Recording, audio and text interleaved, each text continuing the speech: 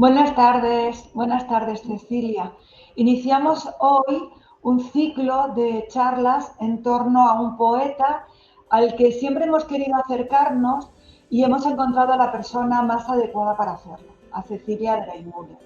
Queríamos hacer en torno al poeta Henry Heine un ciclo y en torno a varias ideas acerca de su escritura, de su acercamiento al judaísmo y de sus ideas acerca de la vida, porque era una personalidad muy influyente en su momento y además es uno de los grandes poetas de la literatura alemana.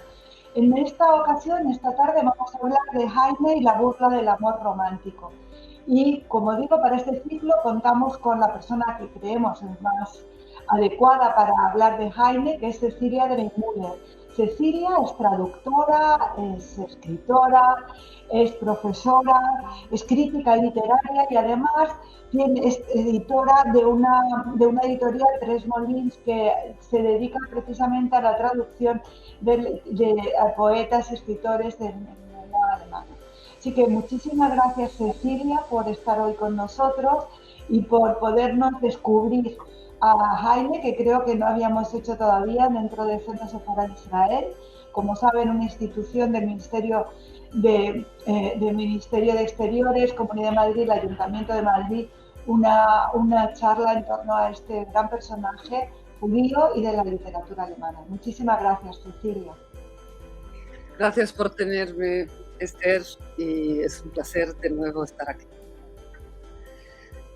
Pues empezamos con nuestro personaje. Como ha dicho Esther, es uno de los más importantes poetas de la literatura alemana, pero también yo diría de la literatura europea del siglo XIX, porque Heine y su poesía influyen no solamente en Balzac, que era amigo suyo, y Dostoyevsky, sino también en Becker y Dickens y miles de poetas menores. Marcó el gusto de las masas. Heine fue el primer poeta con un público masivo y no solo tenía un grupo selecto de seguidores o de lectores. Por eso es él, y no como se piensa Goethe, el poeta alemán más leído y traducido de todos los tiempos. Aunque hoy en día se lo valora principalmente por su obra en prosa.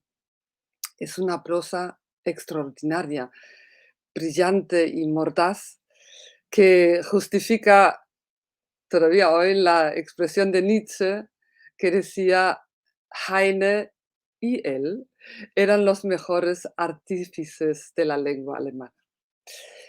En 1797 nace Heine como Harry Heine en Düsseldorf. Es hijo de un comerciante acomodado judío y justamente nace en esta época de la post Revolución Francesa, en la que Napoleón, digamos, conquista Europa y lleva a Europa, y en este caso a Alemania y la región en la Renania, donde vive Heine, lo que son las conquistas de la Revolución Francesa. En primer lugar, es el Code Napoleón, y esto es muy importante para Heine. Heine, por eso, en toda su vida, es un gran admirador de Napoleón. Este Code Napoleón significa la emancipación de los judíos, y eso se traduce, en su caso, en la posibilidad de poder estudiar en un instituto de bachillerato y en la universidad después. Vamos a ver, él escribió sus primeros poemas de adolescente, y es cuando su padre o sus padres le destinan a la profesión familiar, al comercio de telas, para lo que Heine no muestra mucho interés ni muchas habilidades. Lo que él o a lo que él aspira es convertirse en, y aquí le cito, incansable látigo de los lerdos idealistas y sentimentales.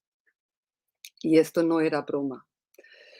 No hay nada más equívoco que la imagen del poeta del amor desdichado y de las idílicas escenas con ninfas del Rin que se difunden o que se difundieron por los líderes de Schubert y de Schumann, o por los poemas sobre la hermosa y malvada Lorelei que peina su cabellera de oro sentada a lo alto de una roca junto al Rin para hundir los barcos de los marineros embelesados. Hablaremos de Lorelei más adelante. Heine, desde luego, era todo menos que un versificador de salón. Es su mordacidad y su realismo crítico que revolucionan los conceptos de la poesía de sus contemporáneos. Con razón fue considerado el enfant terrible del romanticismo. Él pretendía superar el canon de ideas de la escuela romántica y lo consigue, desde luego, porque él da la vuelta irónicamente a estos conceptos y impone una visión muy personal, pero desde luego mucho más realista, mucho más cercana al realismo. Se anticipa desde luego a su tiempo y eso creo que es la base de la actualidad también de Heine. Es la lucidez de él, es la mirada crítica y sobre todo una mirada despojada de ilusiones y de retóricas, que esta llamada ironía romántica la lleva él a su punto culminante. Así se produce el específico tono Heine, su tono malicioso sentimental.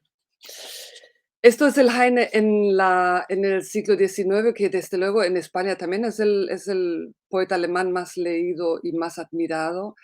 En el siglo XX la recepción de Heine cambia. No solamente es un poeta controvertido por su rebeldía y por su crítica, sino se convierte en el siglo XX en la herida Heine. Así al menos lo formula Theodor B. Adorno. Según Adorno, Heine rebajó la poesía al lenguaje del periódico y del comercio. Y eso es algo que ya, de hecho, ya le reprochó Karl Kraus, que señaló que con Heine empieza a contaminarse la práctica periodística con los procedimientos de la poesía. Heine es poeta en primer lugar, pero para ganarse la vida, él escribía para periódicos.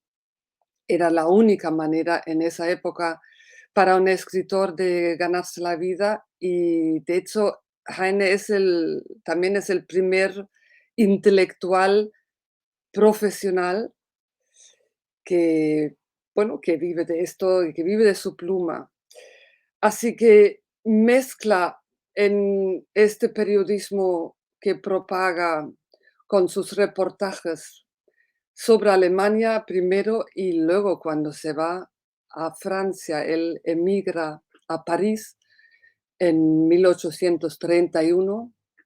A partir de este momento, él escribe también para periódicos franceses y allí comenta el estado de la situación en Alemania y en los periódicos alemanes escribe sobre lo que sucede en Francia. Así que él es también un importantísimo puente literario cultural entre los dos países y realmente podemos ver que si algo o alguien contribuyó al acercamiento entre alemanes y franceses fue Heine. En esto, volvemos sobre Adorno, lo que comentaba antes, que Adorno lamentaba esa banalización, como dice él, de la poesía mediante la palabra corriente. Es una forma de desacralizar la poesía. Tanto Adorno como Krauss señalan esas pérdidas de la popularización de la poesía y del periodismo.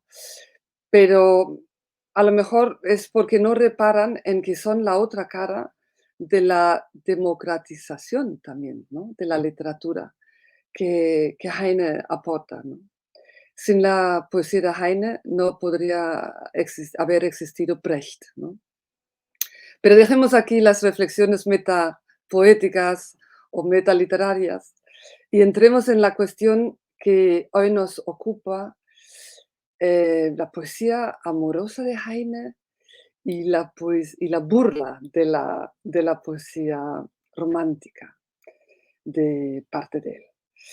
La poesía amorosa de Heine es una poesía de gran pureza y creo que esto es lo que sedujo a los lectores de su momento, en su momento. Pero además es una poesía de muy ingeniosa síntesis, o sea, es una poesía de versos cortos, de estrofas normalmente de 4 versos, todo en un lenguaje absolutamente inteligible que imita la canción popular. Esa popularidad es la que lo hace tan legible y tan cantable, porque como saben, esta poesía es la que más se ha puesto en música. Los compositores han cogido tantísimos poemas de Heine, empezando por Schubert, luego Schumann, Hugo Wolf, Mahler, mm, Brahms, por supuesto, han puesto música a los poemas de Heine. Tal vez es por eso que hoy día seguimos conociendo y seguimos disfrutando de ellos.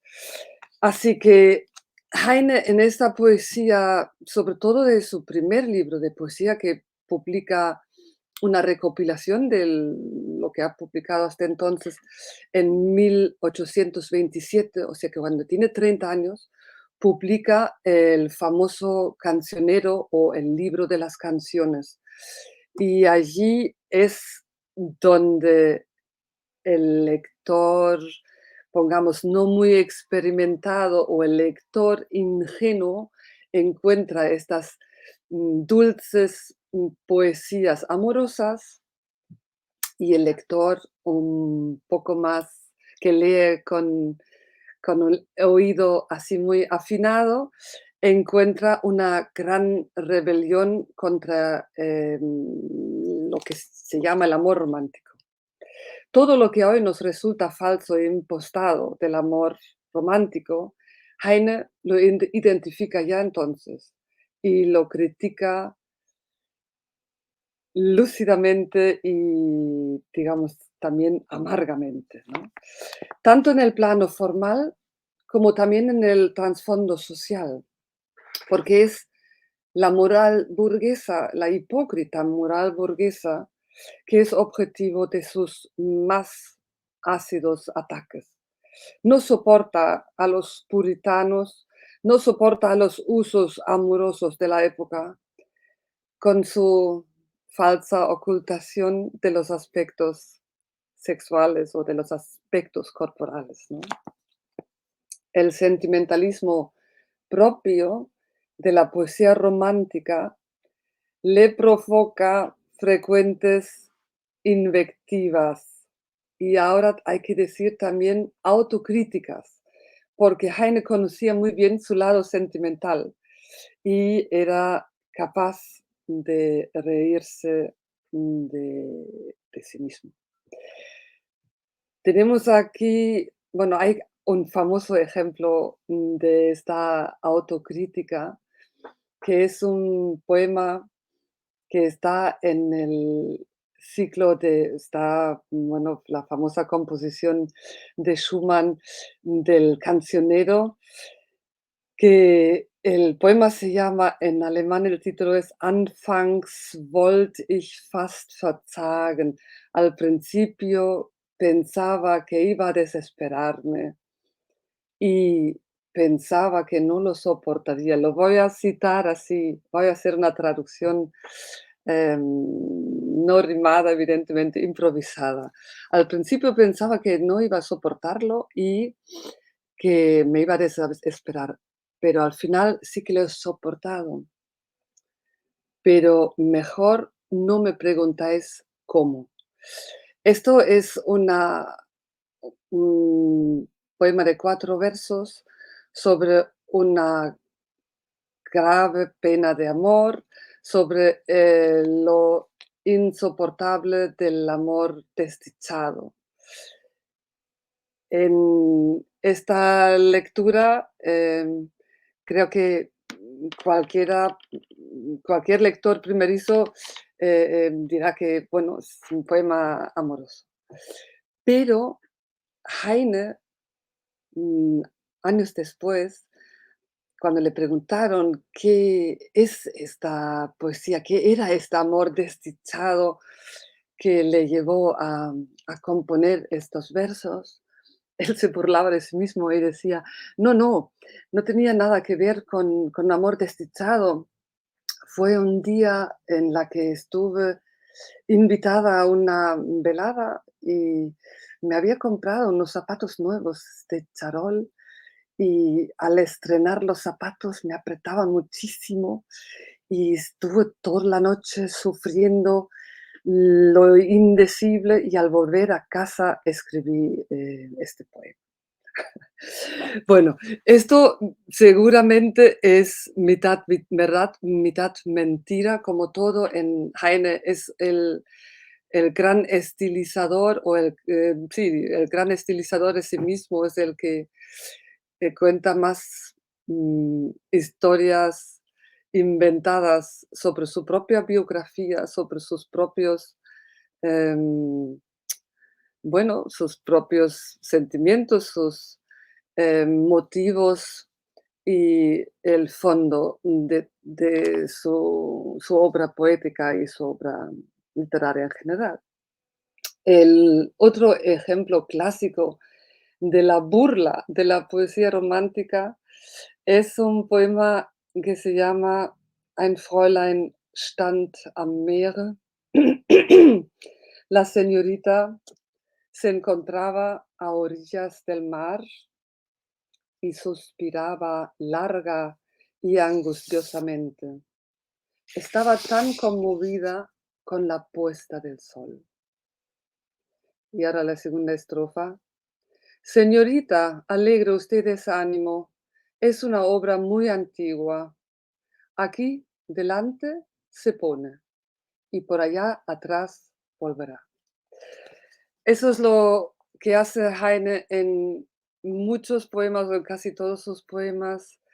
Empieza con un tópico romántico, empieza con una escena idílica y luego hay la burla de esta escena idílica o de ese sentimiento que en la poesía, en los poemas amorosos, desde luego, esto sobre todo está en estos versos amables y tan bien rimados, y esto es lo que gustaba tanto al público, pero lo que hoy nos hace gracia son las quiebras irónicas que la mayoría ignoraba en el 19.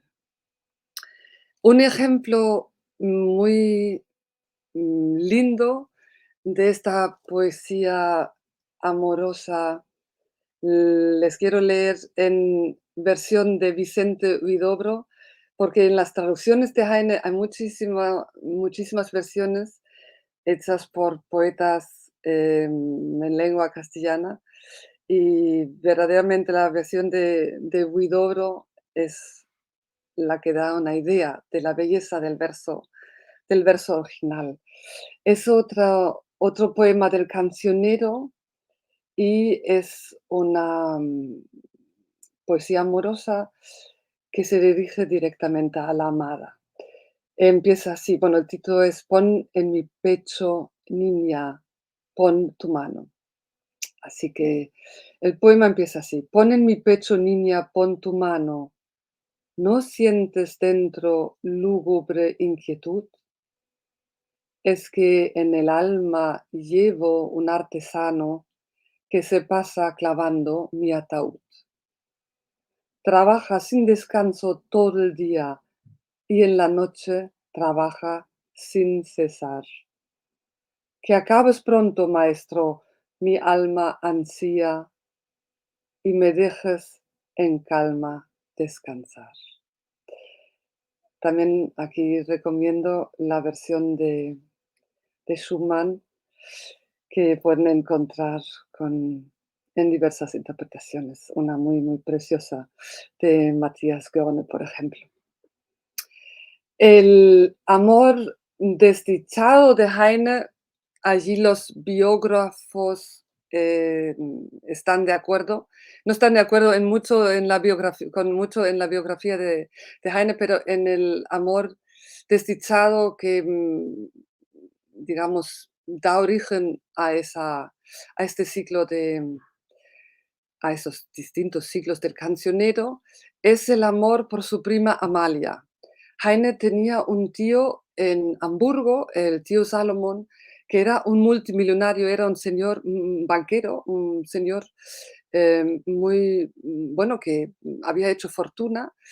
Y al contrario de su hermano, el padre de Heinrich Heine o de Harry Heine, al contrario de la familia de su hermano, él llevaba un gran salón, llevaba una vida con todas las comodidades y tenía 2 hijas, y la mayor era Amalie, la prima de Heine. Y cuando Heine fracasa en este primer intento de ser un comerciante de telas en Frankfurt, el tío le dice: "Ven a Hamburgo y yo te pongo una tienda y ahí vas a poder trabajar".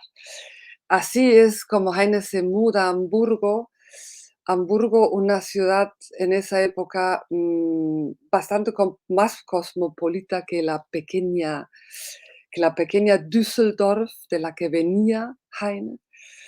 Hamburgo entonces lo acoge y es una ciudad a la que dedica muchos cuadros, bueno, muchas páginas de sus cuadros de viaje, muchas páginas de su poesía. De hecho, la famosa poesía Bella tumba de mis penas está dedicada a Hamburgo. Y es entonces ahí donde vive 2 años, y en esos 2 años, en vano, intenta conseguir, la respuesta amorosa de su prima y solo consigue el rechazo. Así que Amalia es, la herida de su juventud, y como suele hacer cuando habla de sí mismo, también ironiza muchísimo sus pasiones y sus sentimientos. Un poema muy conocido dedicado a este imposible amor es el número 35 del cancionero, que se llama Un joven ama a una niña. Un joven ama a una niña que a otro ansía el amor, que de otro ansía el amor. Pero este se une con otra, en quien cifra su ilusión. Con cualquiera se une entonces la olvidada en su rencor. y la pena hiere el pecho del que primero la amó. Vieja historia que renace del mundo entre el ronco hervor, y que a aquel a quien sucede le destroza para siempre el corazón.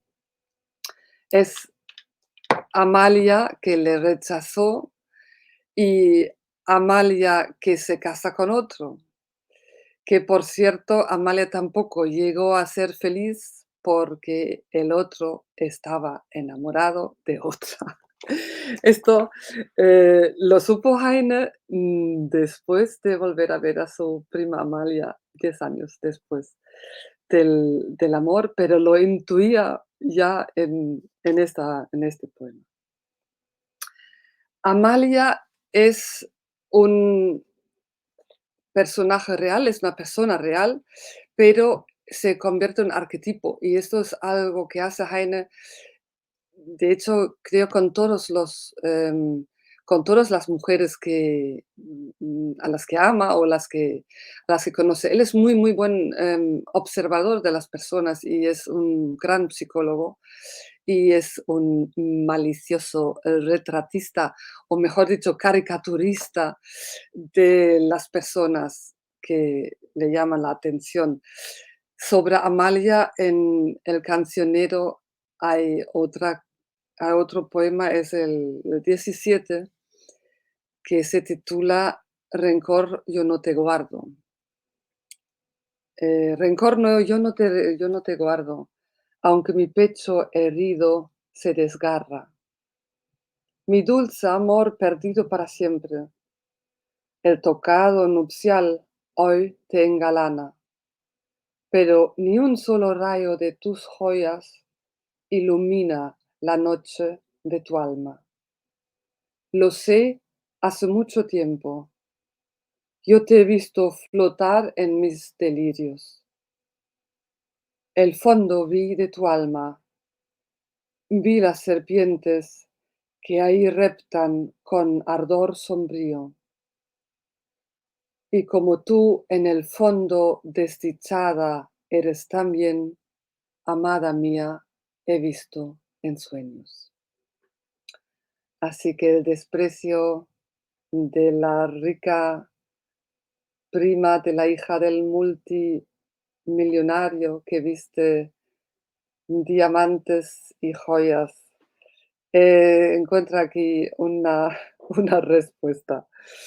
Los modelos de mujer o los arquetipos de mujer de los que he hablado es algo que creo que es interesante mirar un poco más de cerca en sus casi 100 poemas de amor. eh, los retratos son de mujeres típicas y tópicas. Heine las despoja de sus rasgos individuales y casi todas tienen cabello rubio y ojos azules.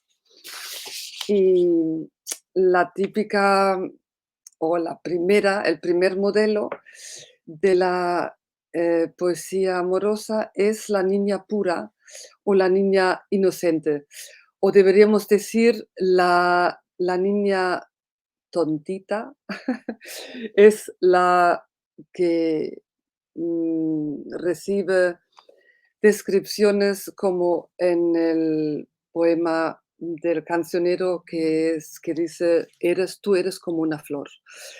Tú eres como una flor tan pura, tan dulce y tan inalcanzable.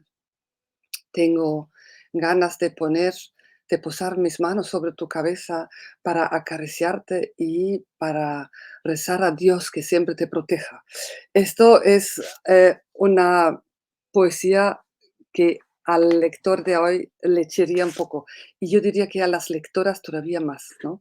Es, una imagen de mujer que, que Heine idealiza y que, según los biógrafos, también Heine busca en su vida real. De hecho, cuando se va a París y cuando se instala allí, como hemos dicho, en el año 1831 se instala ahí, se hace corresponsal.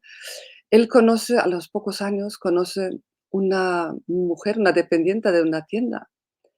Y esta mujer, que es Eugénie Crescencia Miret, es una niña de 16 años que es muy, muy guapa y muy graciosa y le atrae muchísimo a Heine.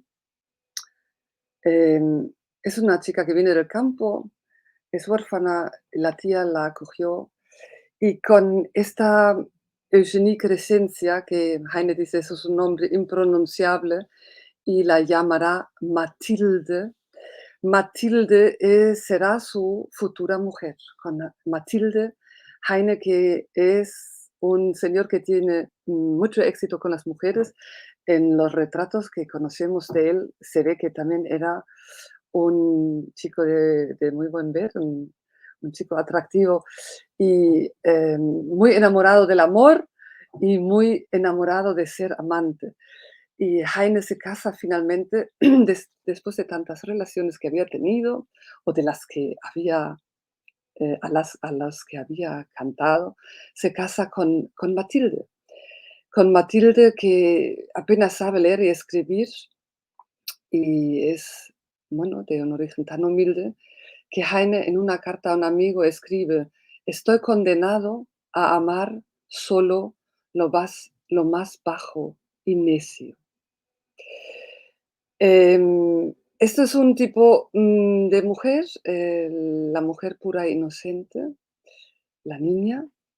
Otro tipo de mujer, que es, sí, el más conocido internacionalmente, es la mujer manipuladora, la mujer cruel, la mujer, de instintos, digamos, muy carnales como el, el sex symbol y también la peligrosa ninfa, el peligroso símbolo de los instintos de la naturaleza. Es la Lorelei. La Lorelei a la que Heine dedica ese poema, que es el más cantado en todo el mundo. Si miran en internet, encontrarán hasta coros chinos y japoneses cantando la canción de la Lorelei. La melodía seguramente la conocen. La la la la la la la la la la la la la la la la. La la la la la la la la la la la la la la la la. Pues esta es la melodía y la letra, bueno, les leo una traducción de la letra. No sé qué significa que yo esté tan triste.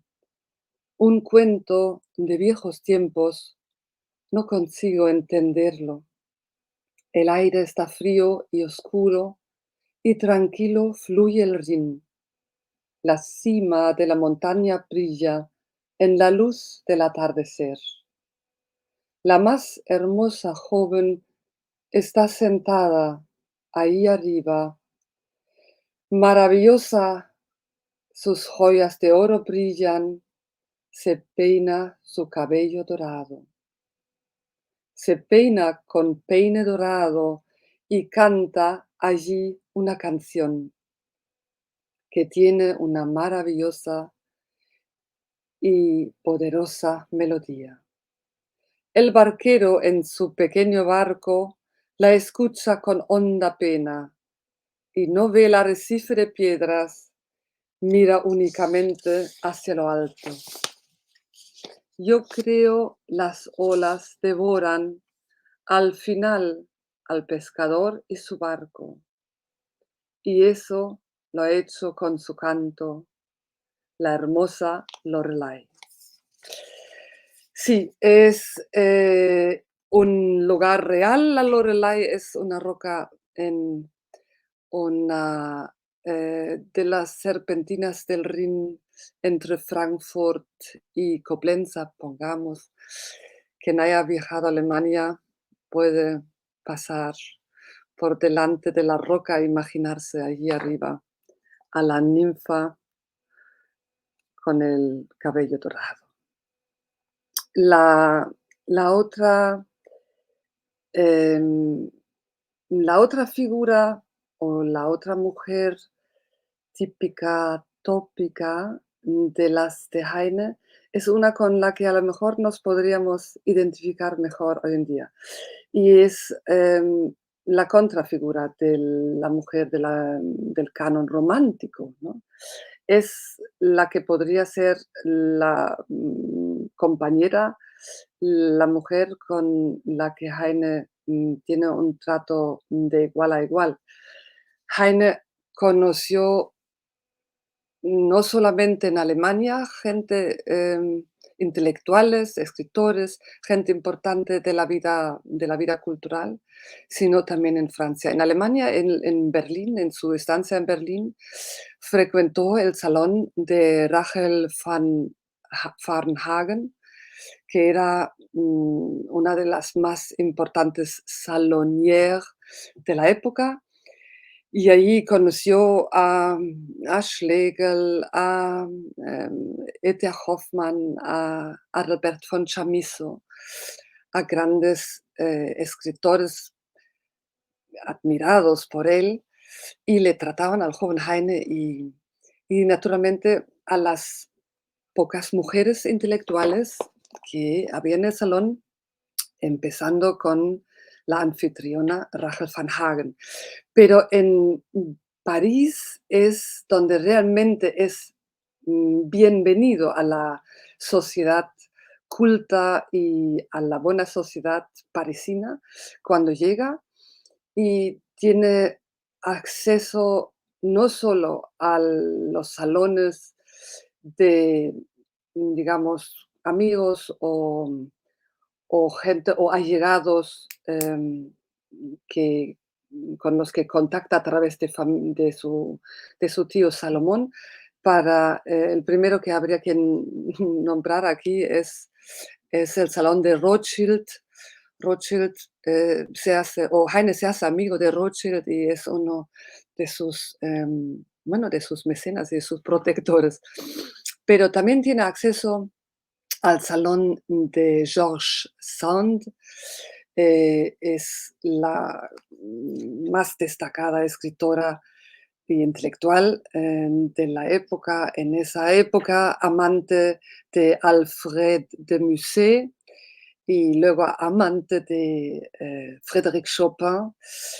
Heine tiene una correspondencia con ella, bueno, se conocen unas cartas que se escribe Heine con George Sand y la admiraba y la quería, pero se supone que no fueron amantes. Em, Tal vez como sospechan los biógrafos, porque Heine como que le imponían estas mujeres tan intelectuales, pero desde luego les dedicó, parte, de su poesía amorosa. Hay uno, eh, muy bonito de los últimos años, de Heine, del romancero, del año 1847. Es un poema que dice así: "Mucho, mi bien, nos hemos adorado, y con todo jamás nos ofendimos. Siendo niños, hermosa, cuántas veces jugamos a la mujer y al marido.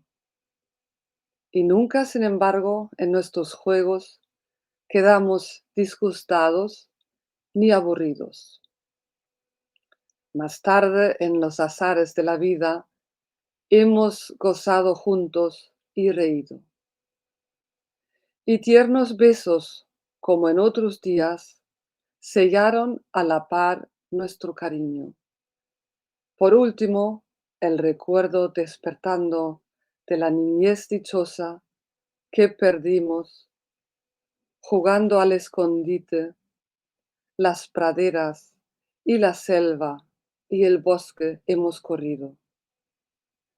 y escondernos supimos de tal modo que nunca hemos de hallarnos, dueña mía. Así que esto se podría leer como una relación amorosa de igual a igual.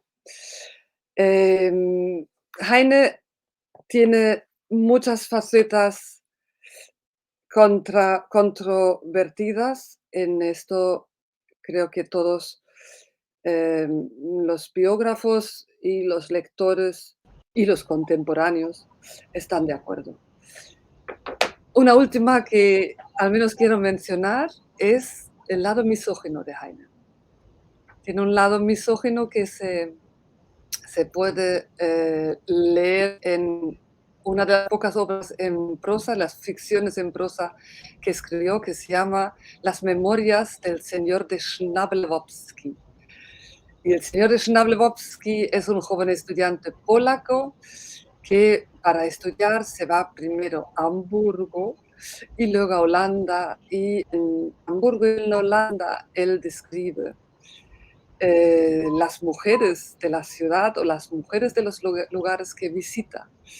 Y estas mujeres las compara, intenta de una forma bastante graciosa, al principio al menos, de describir estas mujeres, caracterizar esas mujeres y desde luego dar una visión distinta del amor o de las relaciones entre hombre y mujer. En Hamburgo, él yo creo que es el primer autor alemán que describe su amistad y sus encuentros con prostitutas.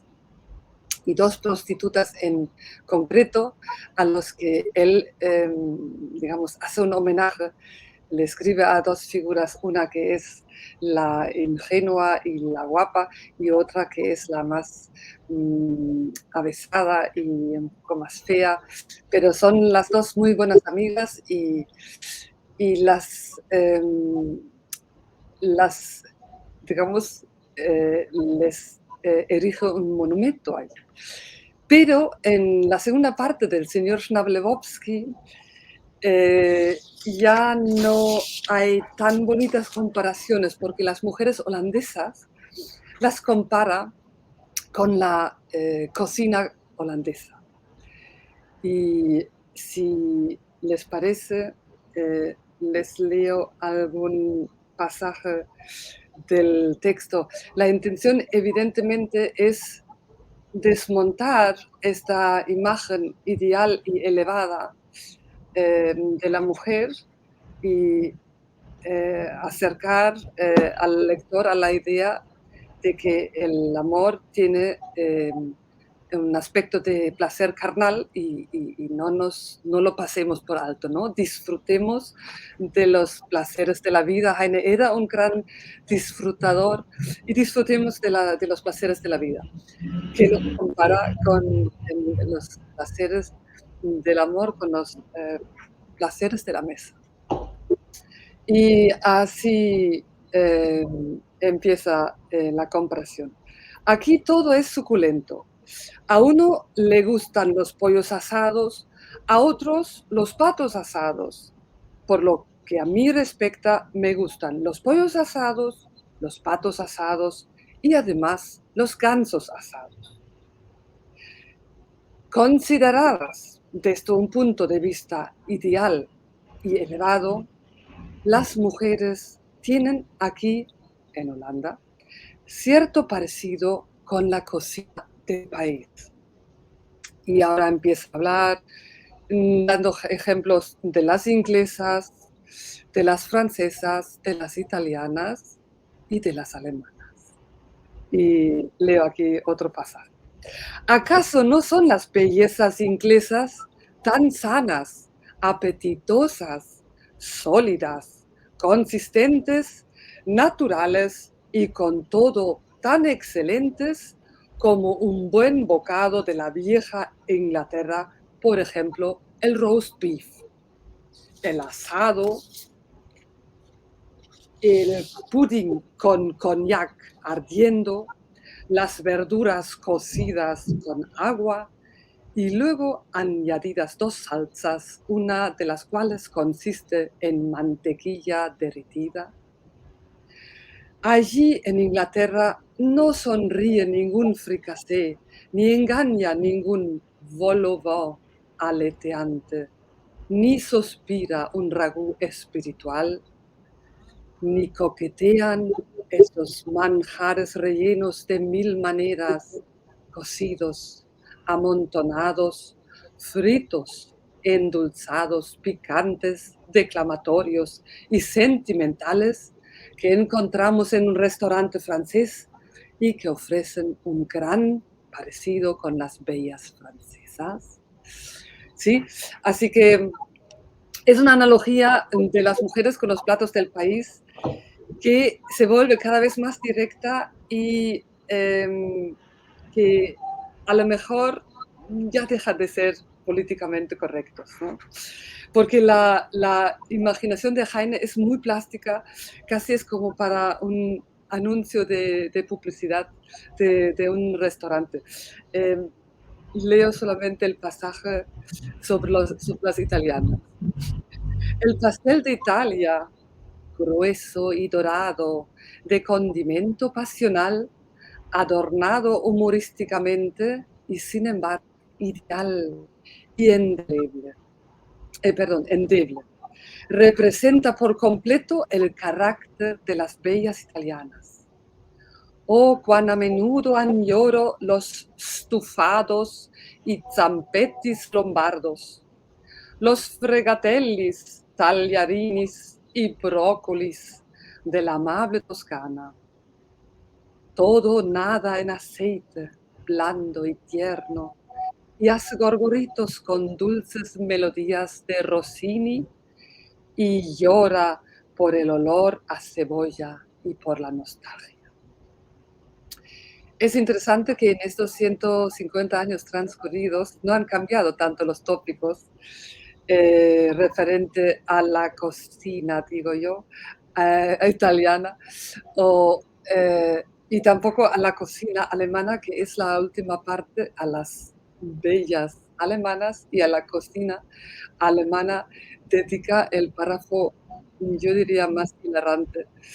Es el párrafo con el que voy a cerrar esa descripción del lado misoginio de Heinrich Heine. No hablemos de la cocina alemana. Tiene todas las virtudes imaginables y tan solo una falta. No digo cuál.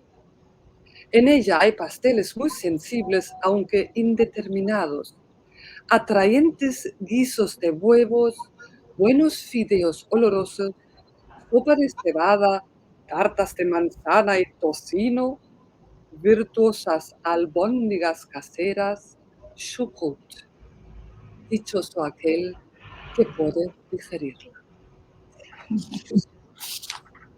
Bueno, hasta aquí hemos llegado. Pues muchísimas gracias, Cecilia. Vamos a digerir toda esta última parte de la información acerca de este gran poeta.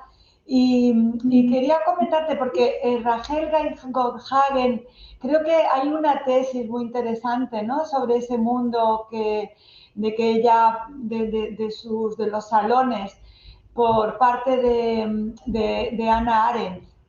Creo que era Bueno, una de... Hannah Arendt escribe su tesis doctoral Exacto, sobre sobre ella. Ralph Sí, Hagen. sí.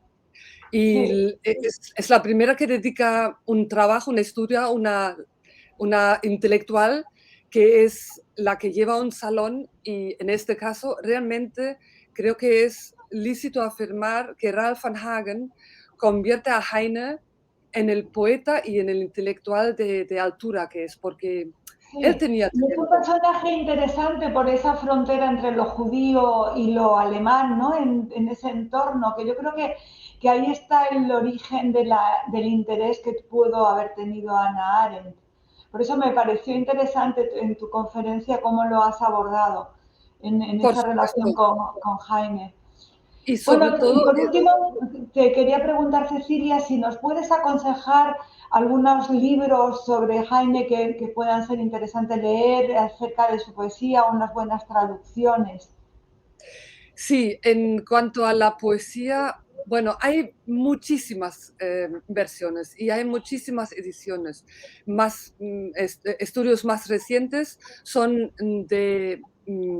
bueno, la germanista madrileña Isabel Adames ha sacado hace un año un estudio importante sobre la obra de Heine con traducción de los relatos de Heine.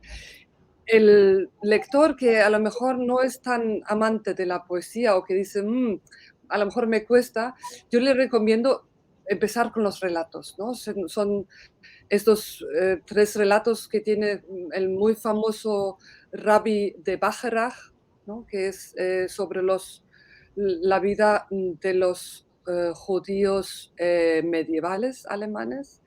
Luego el famoso Las memorias del señor de Schnablewowski, que tienen una gracia realmente, indescriptible. Y, sí, bueno, esto de los relatos creo que con eso es un buen comienzo. Para los que les gusta la poesía, mi favorito es el romancero, o sea, la poesía última de Heine, no la poesía de juventud que le dio tanta fama. Muy bien. Pues muchísimas gracias, Cecilia, y te esperamos en las próximas charlas y muchísimas gracias por este comienzo. Ha sido un placer y nos vemos en la conferencia sobre Heine y, la política.